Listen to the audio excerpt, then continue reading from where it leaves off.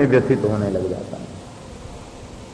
ये यथा माम प्रपद्यन्ते तांस तथैव भजामि। जो जिस प्रकार से मेरी शरण में आते हैं, मेरा भजन करते हैं, मैं भी उसी प्रकार से। तो वे यदि सर्वदेशीय मान करके मुझे और अपने शोक को त्याग दें तो हमें भी कोई शोक नहीं। ना तो ज्ञानी भगवान के लिए रोता है और ना भगवान ज्ञानी के लिए रोते हैं। ये बड़ी विलक्षण लीला है।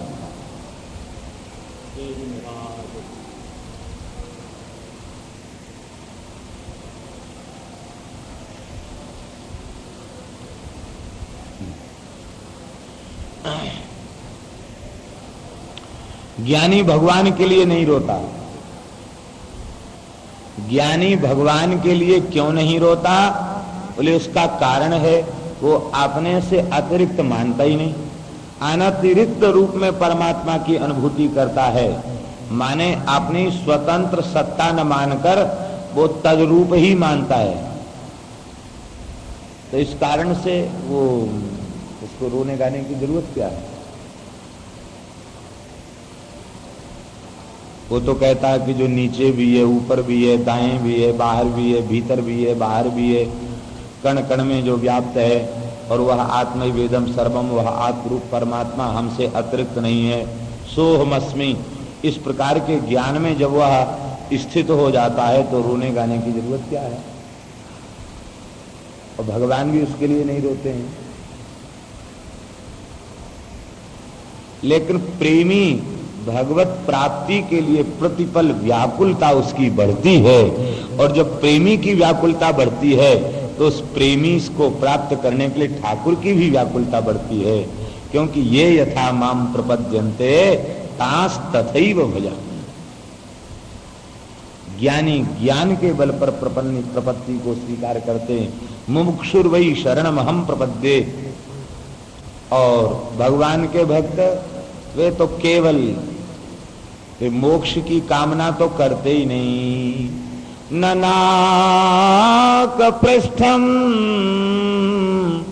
न च पारमेष्ठ्यम न सार्वभौमम न रसाधिपत्यम न योग सिद्धि अपुनर्भवं वा समंजसत्वा विरहैयकांक्षे। हे प्राण प्रियतम, हम तो तुम्हें चाहते हैं, तुम्हें छोड़कर किसी को नहीं चाहते। इंद्र का पद नहीं चाहिए, ब्रह्मा जी का पद नहीं चाहिए, शंकर जी का भी पद नहीं चाहिए, योग की सिद्धियां नहीं चाहिए, मोक्ष भी नहीं चाहिए। हे प्राण प्रीतम, हमें तो केवल तुम चाहिए, तुम्हें छोड़कर कुछ भी नहीं चाहिए। ये प्रेमी की व्याकुलता है।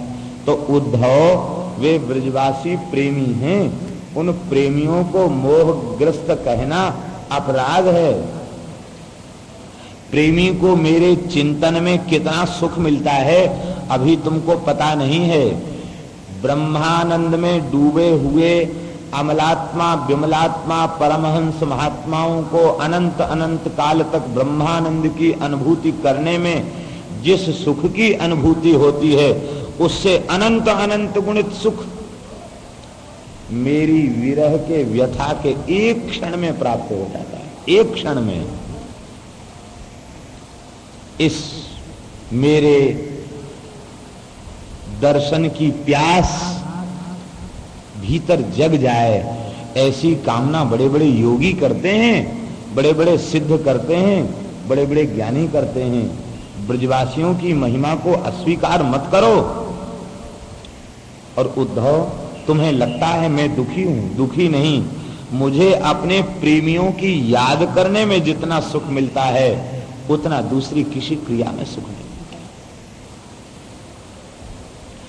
हम ब्रजवासियों से भिन्न नहीं, ब्रजवासी हमसे भिन्न नहीं, लेकिन इसके बाद भी भिन्न मानकर जो याद करने में सुख है वो तुम नहीं जान सकते, क्योंकि तुम तो ज्ञानी हो। उद्धव जी बोले कि महाराज बात तो आपकी ठीक है, लेकिन मैं एक निवेदन करूं कि आपका कर्तव्य यह बनता था कि आप उन ब्रजवासियों को स्वरूप का ज्ञान करा देते।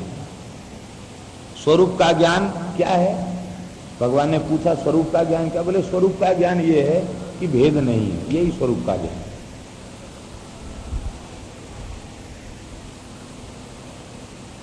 तो जब वे समझ लेते कि श्री कृष्ण के लिए रोना गाना क्या, वे तो भीतर ही विराजमान है और हम उनसे भिन्न है ही नहीं, शरीर आदि का संबंध है नहीं, तो कृष्णैवास्मि अहम ब्रह्मास्मि तत्वमसि इत्यादि महावाक्यों की जब अनुभूति हो जाती तो वे भी रोना गाना बंद कर देते और उनका मोह भी दूर हो जाता और आपको भी रोना गाना नहीं पड़ता, आप भी प्रजा की प्रेम से सेवा करते। तो मेरे विचार से तो आपकी प्राप्ति का फल है जीव को अपने स्वरूप का बोध हो जाए, यही बताया भी है। भगवान भी कहते हैं मम दर्शन कर फल सहज अनुपा जीव पाव निज सहज स्वरूपा। जीव अपने सहज स्वरूप को प्राप्त कर ले। ज्ञानियों के मत में सहज स्वरूप क्या है? अद्वितीय अक्षर अव्यय तत्व जो ब्रह्म तत्व है वह ब्रह्म तत्व हमसे अतिरिक्त नहीं है, ये स्वरूप बोध ज्ञानी को होता है। और प्रेमियों को स्वरूप बोध क्या होता है? मैं भगवान का हूं। जीव पावनिज सहज स्वरूपा, सहज स्वरूप जीव का यही है कि जीव नित्य ही श्री कृष्ण का दास है, नित्य भगवत दास है। मैं भगवान का दास हूं, भगवान मेरे स्वामी हैं, यही जीव का स्वरूप है।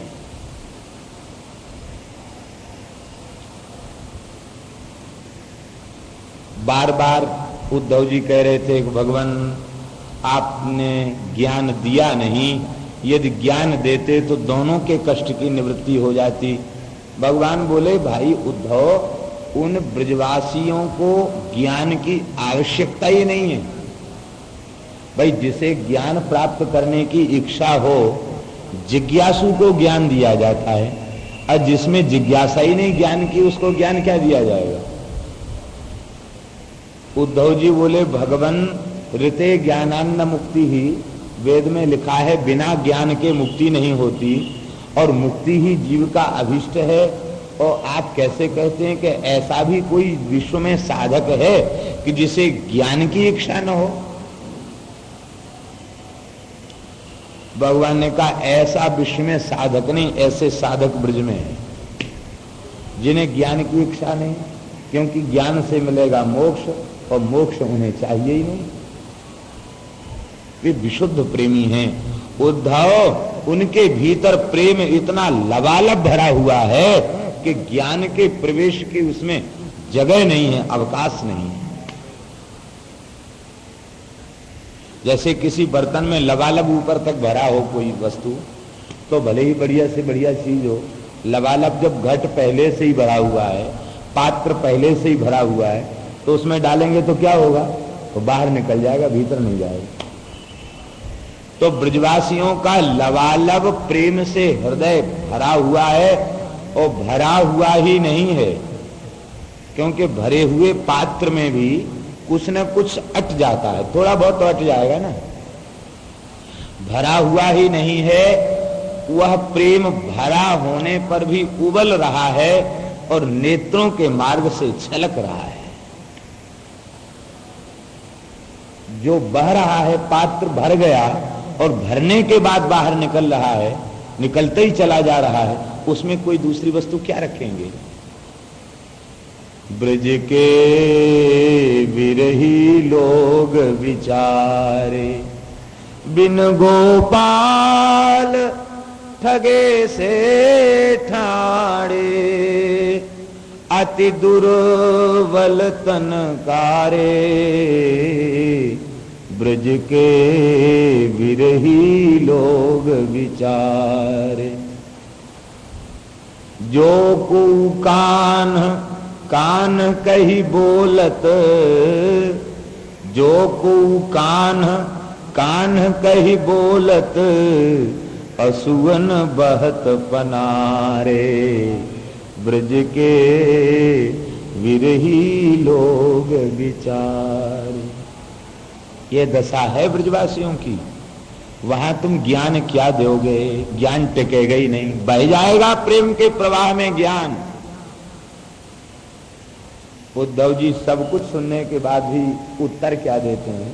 उद्धव जी कहते, भगवान ये तो सब आपकी बातें हैं, वस्तुतः आपने कभी क्या ज्ञान देने का प्रयत्न किया भी? भगवान करे, उद्धव हम बार बार तुमसे कह रहे हैं उन्हें ज्ञान की जरूरत नहीं है। नहीं महाराज, यदि ज्ञान बढ़िया से उनको समझाया बुझाया जाए, दिया जाए, तो उनके दुख की निवृत्ति हो जाएगी। देखो, जो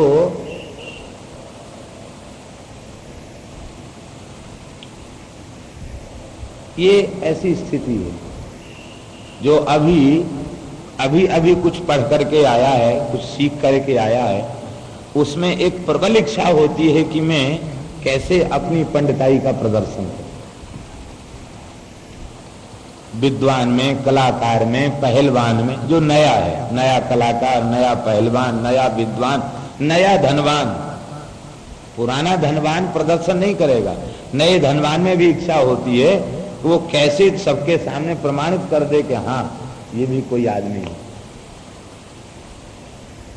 तो उद्धव जी अभी पढ़कर आ रहे थे श्री बृहस्पति जी की पाठशाला में, तो उनकी इच्छा हो रही थी कि हमें कोई उचित मंच मिले जिसमें हम अपने वेदांत का प्रवचन प्रारंभ करें। वे सोच रहे थे कि हमारे लिए श्रेष्ठ मंच ब्रज ही होगा, क्योंकि ब्रजवासियों को विचारों को बड़ी पीड़ा है, हमारे प्राण प्यारे सखा श्री कृष्ण को भी उनके विरहजन्य पीड़ा है, उनकी पीड़ा दूर हो जाएगी तो इनकी भी पीड़ा दूर हो जाएगी। उचित यही है कि मैं ब्रज में जाकर कुछ कथा प्रवचन करूं। भगवान अंतर्यामी हैं, उद्धव जी के मन की बात समझ गए। भगवान ने कहा, उद्धव हम तो उन ब्रजवासियों को ज्ञान नहीं दे सके, क्योंकि हम तो पढ़े लिखे नहीं थे। बोलो वृंदावन विहार। मथुरा में आके पढ़े लिखे, वृंदावन में तो भगवान निरक्षर भट्टाचार्य हैं। बोलो वृंदावन बिहारी। श्री चक्र जी ने श्याम स्वभाव लिखा है, उसमें उन्होंने लिखा है कि ठाकुर जी कहते हैं, भैया मेरा स्वभाव ऐसा है कि मैं पढ़ो लिखूं तो हूं नहीं। पढ़ा लिखा होता, कुछ गणित पढ़ी होती तो हमें हिसाब किताब मालूम होता, गिनती, पहाड़े, जोड़, बाकी, घटाव, ये सब हमें याद होता। अब नंद बाबा ने हमको पढ़ाया तो है नहीं, गैया चरवाई, माखन लूट लूट के खाया है, गैया चराई है, पढ़े लिखे तो हम है नहीं।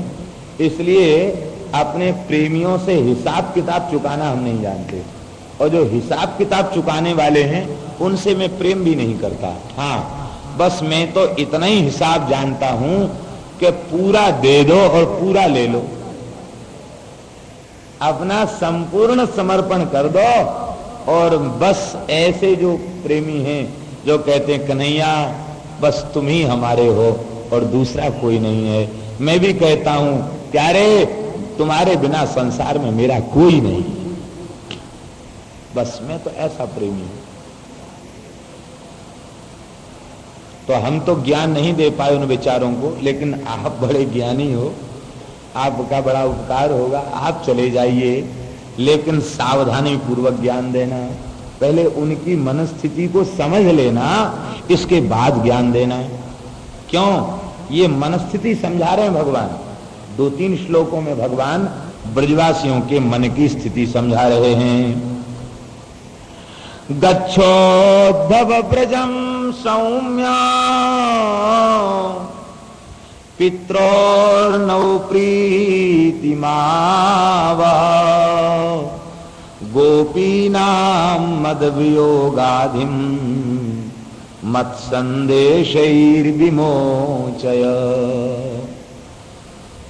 हे उद्धव, जाओ ब्रज में जाओ, मेरे वियोग के समुद्र में ब्रज गोपियां डूब रही हैं, मेरे संदेश सुना करके उन ब्रजगोपियों के दुख को दूर कर देना।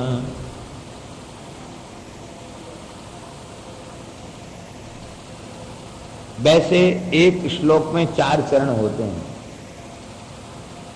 अनुष्टुप छंद के 4 चरण, अनुष्टुप श्लोक है, एक श्लोक है और एक आधा श्लोक है, मतलब 6 चरण है। 6 चरणों में भगवान ने गोपियों के प्रेम का उपदेश दिया और पूर्ण विराम में श्लोक का 1 चरण माने, अखंड चरण माने तो 2 चरण ये हो गए, 1 चरण वो हो गए, 2.5 चरण। 2.5 चरण में भगवान ने गोपियों के प्रेम का निरूपण किया। प्रेम में कितने अक्षर हैं? 2.5। तो 2.5 श्लोकों में, एक श्लोक के 2 चरण और एक श्लोक, मानो प्रेम का निरूपण भगवान ने कर दिया। भगवान कहते हैं, देखो उद्धव, ब्रज गोपियों का प्रेम कैसा है, ब्रजवासियों का प्रेम कैसा है। ता मन मनस्का मत प्राणा मदर्थे त्यक्त दैहिका मामेव दयितं प्रेष्ठम् आत्मानं मनसा गता ये त्यक्त लोक धर्माश्च मदर्थे तान् विधर्म्यहम्। हे उद्धव, वे गोपियां, उनका मन उनके पास नहीं है। भाई ज्ञान सुनाओगे तो, कोई भी विषय समझाओगे तो वो कौन समझेगा? मन और बुद्धि ही तो समझेगी, और न तो उनके पास मन है न उनके पास बुद्धि है। आप समझाओगे कैसे? प्रमादेन हतम श्रुतम, मन लगाकर किसी विषय को न सुने तो चाहे जितना श्रेष्ठ विषय हो, बिना मन के समझ में नहीं आएगा। मन जिस इंद्रिय के साथ होगा वह इंद्रिय अपने विषय को ग्रहण करेगी। कान के साथ मन होगा तो कान सुनेंगे, कान के साथ मन नहीं होगा तो कान नहीं सुनेंगे, आंख के साथ मन नहीं होगा तो आंख नहीं देखेगी, नाक के साथ मन नहीं होगी तो सुगंध की अनुभूति नहीं होगी, जिह्वा के साथ मन नहीं होगा तो रस की अनुभूति नहीं होगी।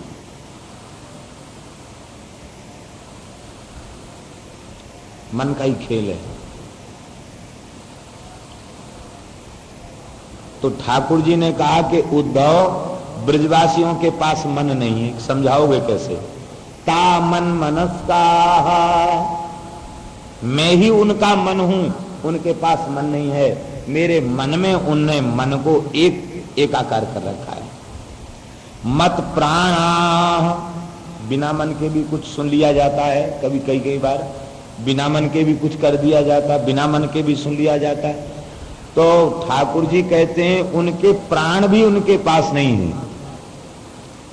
बिना प्राणों के कोई रह सकता है? कहते मैं ही उनका प्राण हूं, मैं ही उनका मन हूं और मैं ही उनका प्राण हूं। इस बात को श्री सूरदास जी ने वर्णन किया है। ऊधो मन न भय 10-20, हमारे पास हमारा मन नहीं है। ऊधो मन न भय 10-20, एक हो तो सो गयो श्याम संग, एक हो तो सो गयो श्याम संग, अब को अब राधे ईश। ऊधो मन न भये 10-20। वो मन तो श्याम सुंदर के पास पहुंच गया, मन है ही नहीं। मत प्राणा, मैं ही उनका प्राण हूं। और मदर्थे त्यक्त दैहिका, हे उद्धव, उनकी मुझ में इतनी प्रीति हो चुकी है, इतनी प्रीति हो चुकी है कि उनको शरीर की सुध नहीं है। और जब शरीर की ही सुध नहीं है तो शरीर के संबंधियों की सुध कहां से हो? आपका जो कुटुंब परिवार है, मकान, दुकान, व्यवसाय, पत्नी, पुत्र, भाई बहन, पिता माता, जिनका संबंध आपसे है वो किससे है? शरीर से है कि नहीं? प्राण निकल गए, शरीर चिता में जल गया, खत्म हो गए। ये सब शरीर से संबंधित हैं, लेकिन उन्हें जब अपने शरीर की सुध बुध नहीं रही, तो जब शरीर की सुध बुध नहीं रही तो शरीर से संबंध रखने वाले संसार की सुध बुध कैसे रहेगी? संसार की सुध बुध भी उन्हें नहीं है। उन्हें पिता माता पति पुत्र पत्नी किसी की सुध नहीं है। सब में सर्वथा आसक्ति शून्य होकर के उनका तन मन प्राण संपूर्ण वृत्ति मुझ में समर्पित हो चुकी है। इतना विलक्षण प्रेम उनका है। मामेव दयितं प्रेष्ठम आत्मानं मनसा गता। मैं ही उनका प्राण प्रियतम हूं, मैं ही उनका प्राण प्रियतम हूं और वे मेरी प्राण प्रिया हैं। बस उद्धव ब्रज गोपियों के और हमारे बीच में इतना ही संबंध है। तब प्रश्न उठा कि इस स्थिति का यदि कोई मनुष्य होगा तो उसका तो जीना ही कठिन है। बिना मन के क्या करेगा? वो बुद्धि भी नहीं है, मन भी नहीं है, प्राण भी नहीं है। निष्प्राण शरीर तो मृत होता है, वो कुछ करता ही नहीं। ये जब कुछ भी उनके पास नहीं है तो उनका व्यवहार कैसे चल रहा है, वे जी कैसे रही हैं? श्री ठाकुर जी ने कहा, उद्धव तुम नहीं जानते हो, वे जी नहीं रही हैं, मैं अपने संकल्प से उन्हें जिला रहा हूं। ये त्यक्त लोक धर्माश्च मदर्थे तान बिभर्म्यहम्। मैं ही उनका भरण पोषण कर रहा हूं। उनके संपूर्ण क्रिया, शरीर की क्रिया का संपादन मेरे द्वारा हो रहा है, उनके द्वारा नहीं हो रहा है। इसका भाव क्या है? बोले इसका भाव यही है कि गोपी विरह में व्यथित होकर के अपनी शैया पर पड़ी पड़ी रो रही है। उसका कंचुकी पट भीज गया, उसकी तकिया भीज गई, विह्वल है। हा श्याम सुंदर, हा कृष्ण, हा गोपीनाथ कहकर रुदन कर रही है। उसी बीच श्री ठाकुर जी उसकी सैया पर पहुंच जाते हैं। उसे अनुभूति होती है श्याम सुंदर आ गए। मस्तक पर करकमल, शीतल करकमल पधराकर कहते हैं, अरे क्यों रो रही हो, क्यों रो रही हो? अच्छा प्रियतम तुम आ गए, मैं गया ही कहां था जो आ गया? बस हमें तुम्हें रोते देखकर बड़ी पीड़ा हो रही है। क्यों रो रही हो? कहा तुम चले गए थे। नहीं नहीं, मैं तो तुम्हारे पास था, कहीं नहीं गया। गोपी प्रसन्न हो जाती, छाती से लग जाती है। तो कन्हैया तुम यहीं थे तो रात में कैसे पधारे? कहा अरे सखी बड़ी जोर की भूख लग रही है, आज मैं वहां पे विचार बनाए के चले हो कि बस गोपी के घर में जीऊंगो, बढ़िया ब्यारू करूंगो चक, और तू बढ़िया प्रेम से हमें खवाएगी और मैं तो खवाऊंगा। उसे यह अनुभूति होती है कि ठाकुर जी हाथ पकड़ के उठा के लाए हैं, खुद थाली परोसती है और कहा कि तू खा ले, बस तू खा ले, मुझे संतोष। कन्हैया तुम खा लो, मैं तो खा लूंगी। नहीं, पहले तुम खाओ तब मैं खाऊंगा। उठते समय भी श्री कृष्ण उठाते हैं, सुलाते समय भी श्री कृष्ण सुलाते हैं, भोजन के समय श्री कृष्ण थाली परोस करके भोजन कराते हैं। और वो अपनी गैया खोलना भूल जाती है, ठाकुर जी की बांसुरी सुनाई पड़ती है। गोपी देख में ग्वारिया बन के गैया चरावे के लिए तैयार, खोल जल्दी खोल ले गैया। मदर्थे तान विभर में हम, मैं ही उनके शरीर की संपूर्ण क्रियाओं का संपादन करा रहा हूं। यदि मैं उनकी क्रियाओं का संपादन न कराऊं तो ब्रज गोपियां तो वे तो बस गिर जाएंगी, वे कुछ कर नहीं सकेंगी। मैं ही उनके भीतर बैठ करके, जैसे ड्राइवर गाड़ी में बैठ करके गाड़ी को चलाता है, ऐसे ही मानो उनका शरीर तो यंत्र है और मैं उन गोपियों का यंत्री हूं और यंत्री बन करके मैं सारी लीला करवा रहा हूं। और क्या करता हूं?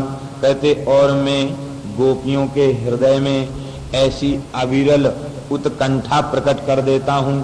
वे गोपी कहती हैं कि श्याम सुंदर झूठ तो बोलते नहीं, जाते जाते कह के गए थे कि बस स्वः परश्वः, या तो कल आ जाऊंगा, तो मान लो कल कथनचित आने में देर हो गई तो परसों तो जरूर आ जाऊंगा। तो अब ठाकुर जी बस आज का दिन तो बीत गया, कल आने वाले हैं। और जब वे आकर यहाँ देखेंगे कि भोजन नहीं किया, गैया कमजोर हो गई, बछिया कमजोर हो गई, और यहाँ घर में सफाई नहीं है, लीप पोत करके बढ़िया स्वच्छ नहीं किया गया, तो आकर के उनका मुख कमल कष्ट दुख के कारण मुरझा जाएगा। हम अपने प्रियतम का मलिन मुख नहीं देख सकती हैं। वे प्रतिपल अपने घर को सजाती भी हैं, अपने को भी सजाती हैं। क्यों? बोले श्री कृष्ण मिलन की उत्कट अभिलाषा में। हे उद्धव, नारी का लोक धर्म त्यागना बड़ा कठिन है। लोक धर्म नारी के ऊपर टिका हुआ है। पुरुष वर्ग कमाया, किसको क्या देना है, कहाँ जाना है, क्या करना है, कौन सा त्योहार है, किस त्योहार में क्या बनाना है, ये सारा व्यवहार तो माताओं का ही है। लेकिन हे उद्धव, उन्होंने लोक धर्म का भी त्याग कर दिया है, और लोक धर्म के साथ ही साथ वैदिक धर्म का भी, लोक वेद इनसे ऊपर वे उठते। विधि निषेध नहीं दास, अनन्य उत्कट व्रतधारी। अनन्य और उत्कट व्रत उन्होंने स्वीकार कर लिया है। वे विधि और निषेध दोनों से ऊपर उठ चुकी है। वे मेरा स्मरण करती हैं, विरह से व्यथित होकर के मुझे पुकारती हैं। हे उद्धव, अब मैं फिर से स्पष्ट कर रहा हूं उनके प्राण कैसे टिके हुए हैं।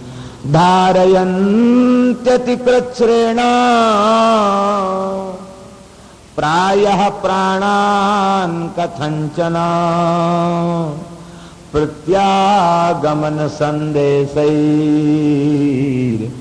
बल्लभ्यो में मदात्मिका। आहा, कितना प्यारा संबोधन है भगवान का।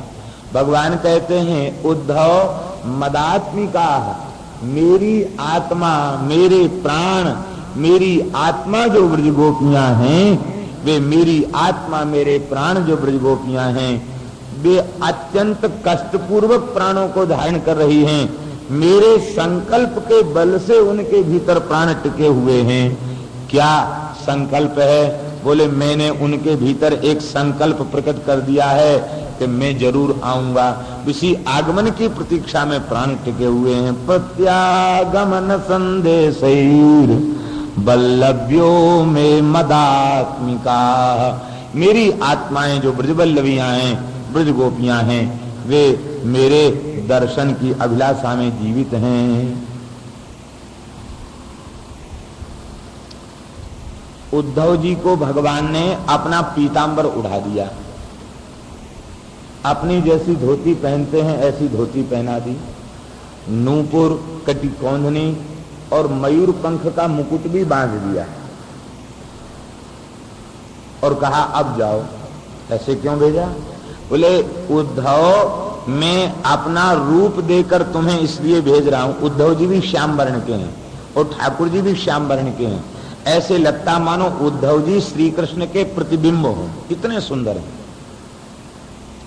उद्धव जी भगवान की विभूति ही हैं और प्रलंब बाहुम नवकंजलोचनम, कमल के समान नेत्र हैं, आजानुलंबित भुजाएं हैं, सुदीर्घ काया है, लाल लाल करकमल, लाल लाल चरण कमल, बिल्कुल श्री कृष्ण की प्रतिकृति मालूम पड़ते हैं।